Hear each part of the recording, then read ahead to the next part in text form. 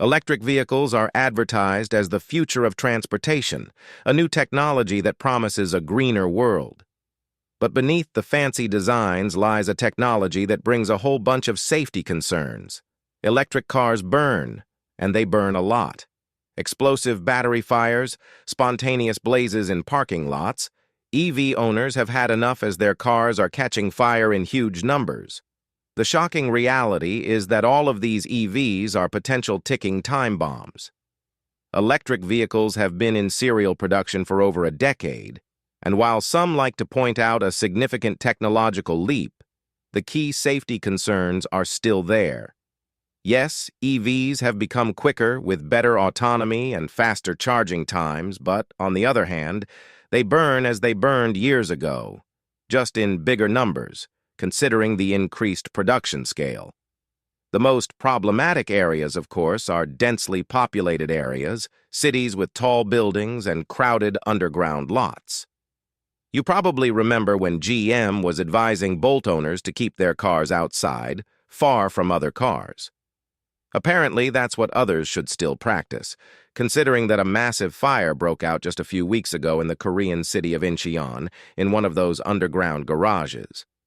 An all-electric Mercedes-Benz suddenly caught fire. Soon enough, the flames spread across the whole parking lot, resulting in 140 cars being burned.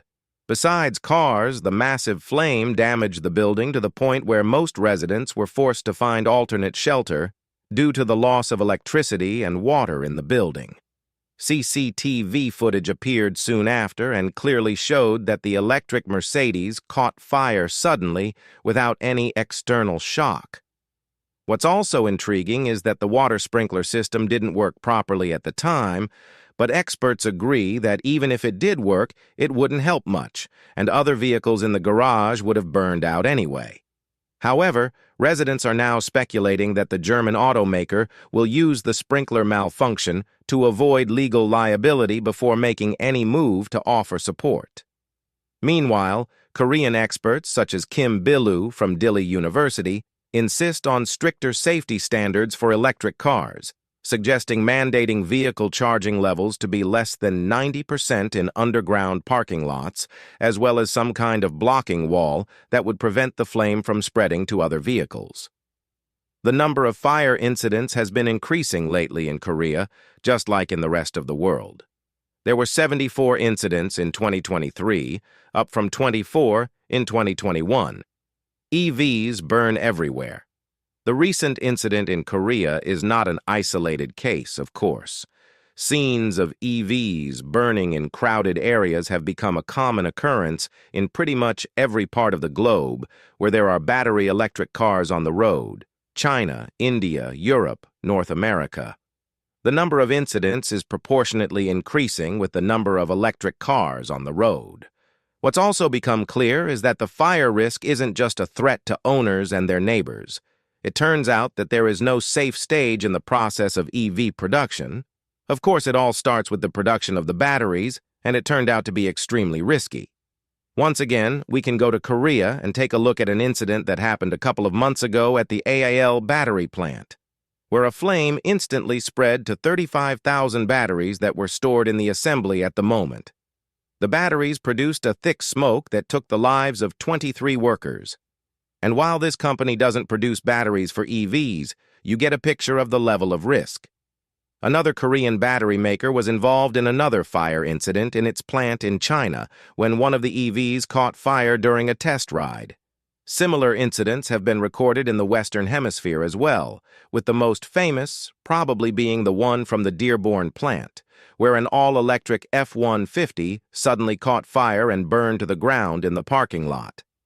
Once EVs roll out of a factory, transportation poses a significant fire risk, especially after that incident close to the island of Amaland in the North Sea, when a cargo ship carrying 3,800 vehicles eventually burned completely due to the blaze that started in one of the EVs on board.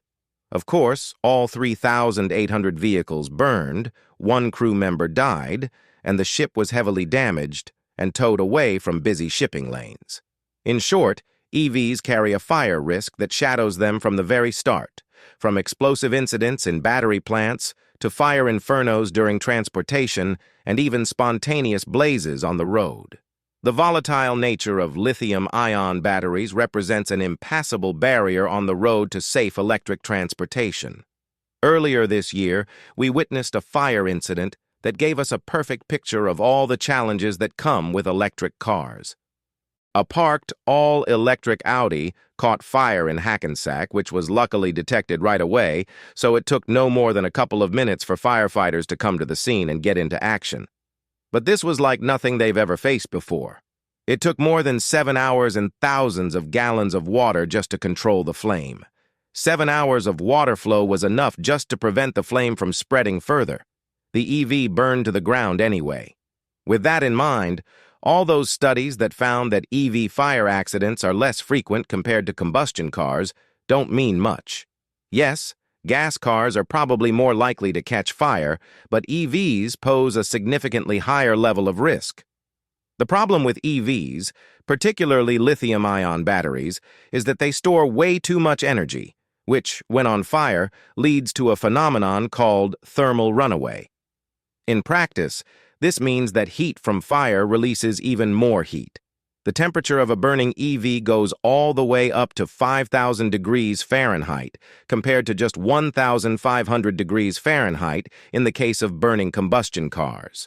So a significantly higher temperature, along with a chemical reaction that keeps fire self-sustaining, means that there is significantly more effort required from firefighters to deal with the flame.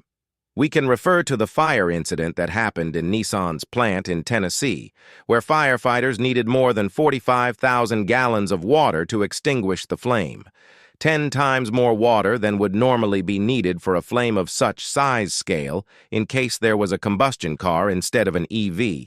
So fire incidents may be less frequent, but they are way more dangerous for the people, buildings, and the environment. Not to mention that with EVs, even when the flame is extinguished, it's not over. With all that heat and chemical reactions in mind, there's also the problem of reignition.